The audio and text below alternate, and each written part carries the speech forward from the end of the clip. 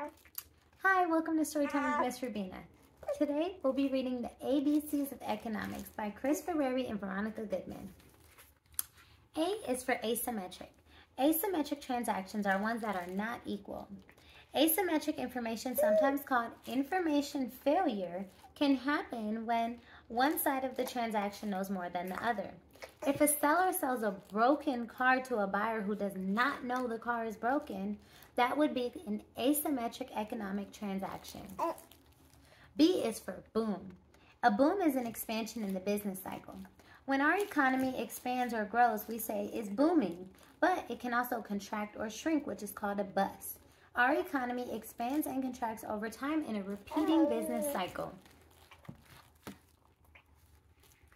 C is for capital. Capital is the buildings, tools, and equipment used to produce goods and services. Capital can refer to things like factories or tractors. It may also refer to tools like software.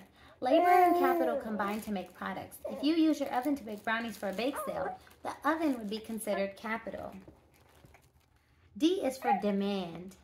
Demand is how much people want to buy something at any given price.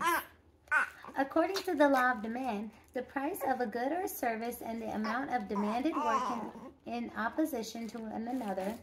If a store lowered the price of the bicycles, the quantity demanded by customers would increase. If the price of bicycles increased, customers would demand fewer. E is for equilibrium. At equilibrium, the amount that buyers are willing to buy, which is the demand, is the same as the quantity that the seller is willing to sell, which is supply. Equilibrium is when consumers are interested in purchasing the same number of goods that producers want to sell. This happens at an equilibrium price. F is for fixed costs. Fixed costs are what a business must pay no matter how many goods or services it produces.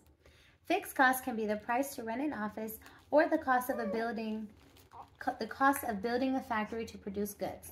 These costs are commonly referred to as indirect or overhead costs. The opposite of fixed costs are variable costs. Variable costs include the price of materials. When a business makes more of a product, the amount it pays for materials will change. G is for goods. Goods are things that you can buy. Many things around us are considered goods, including clothes, cars, toys, and even the food we eat. Goods can be any physical thing that a person might want to buy. Services can also be bought, but are actions provided by other people, like doctors and waiters. H is for households. A household is one or more people living together.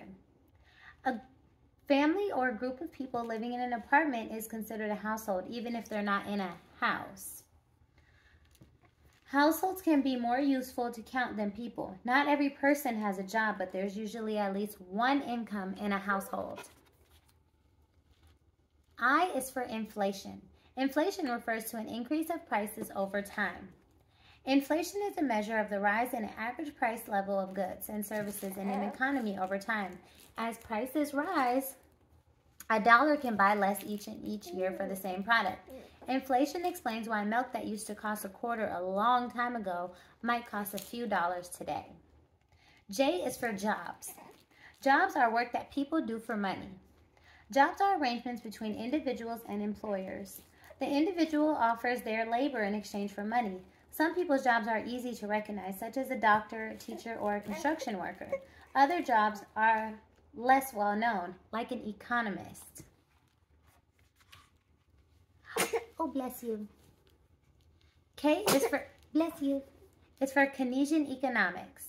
Keynesian economics is an economic theory.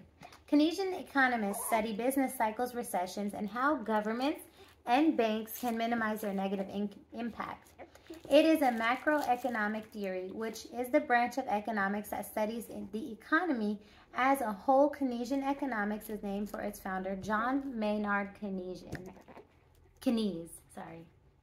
L is for labor. Labor is all the work done in the making of goods and services. The labor market includes employers and workers. Workers have human capital, or the value of their skills and abilities, which they bring to production. Workers do work in exchange for compensation and wages. M is for monopoly. Monopoly occurs when one company is the only or dominant supplier of a product. A company with a monopoly on a good or service can control the price and supply of it. If there were only one maker of toothpaste, that company could control the price and supply of those toothpaste. When there are many different suppliers, consumers benefit between the competition among them. N is for Nash equilibrium. Nash equilibrium is a stable situation in a multiplayer game. Economists often use games to model competitive economic situations. Economist John Nash created the concept of game theory in which none of the players benefit from the changing their strategy. If all players keep their original strategy, the Nash equilibrium of tic-tac-toe is a tie. O is for opportunity cost. An opportunity cost is whatever you give up to get something else. Consumers make choices and face trade-offs. An opportunity cost is the loss of something when you choose an alternative. If you have $10 to buy either ice cream or a book, like this one, and you choose ice cream, then the opportunity cost is not getting the book. P is for price. Price is how buyers and sellers measure the value of goods and services. Price is usually expressed as an amount of money like $1. Prices affect the amount of goods and services that consumers demand and the amount that producers choose to supply. If the price of a good is high, producers might supply more, but consumers might demand less.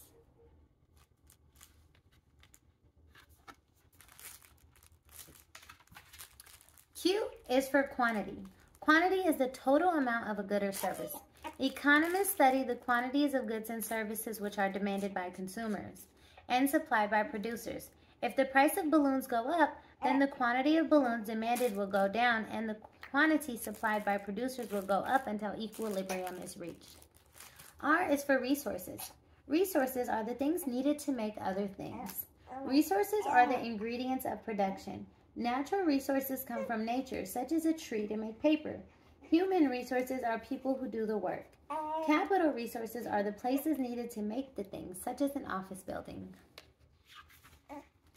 S is for supply.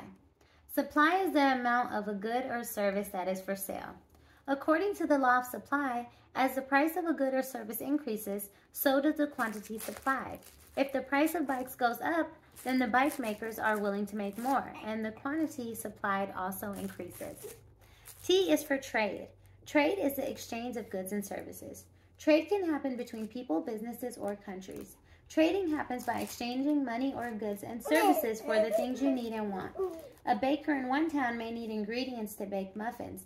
They could trade with suppliers of blueberries, flour, and other baking supplies from other towns.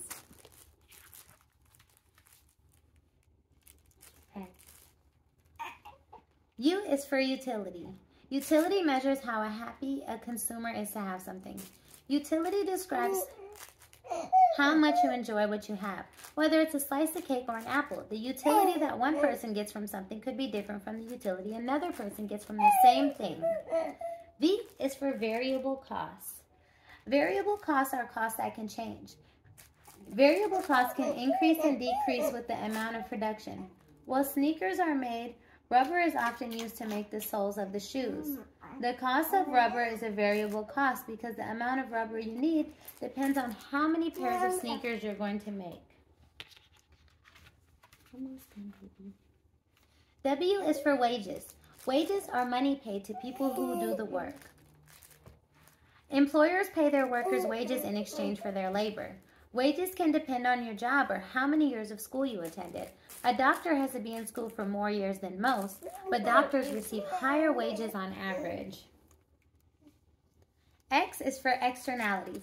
Externalities are consequences that someone experiences as a result of another person's actions. Externalities are costs that are not considered in the cost of producing goods or providing services. They can be positive or negative. A beekeeper has a hive of honeybees to make money. The bees have a positive externality by pollinating the flowers and crops in the surrounding area. Y is for yield. Yield is the income returned on an investment. The yield is the money that you make from an investment over time, such as a savings account or a bank. An investment is a way to make money from your money. A positive yield would mean you make money, while a negative one would mean you lose money. Z is for zero sum. Zero sum is a situation where one side gains what the other side loses. In a zero sum situation, the total benefit to all people is zero. If there's only one cookie and two people want it, they can flip a coin to decide who will enjoy it. Then one person ends up with the cookie and the other ends up with nothing. The winner gets +1 cookie and the loser gets -1 cookie. The total cookies won and lost is 0. The end. If you want this book, make sure you check the link in the description. See you next time.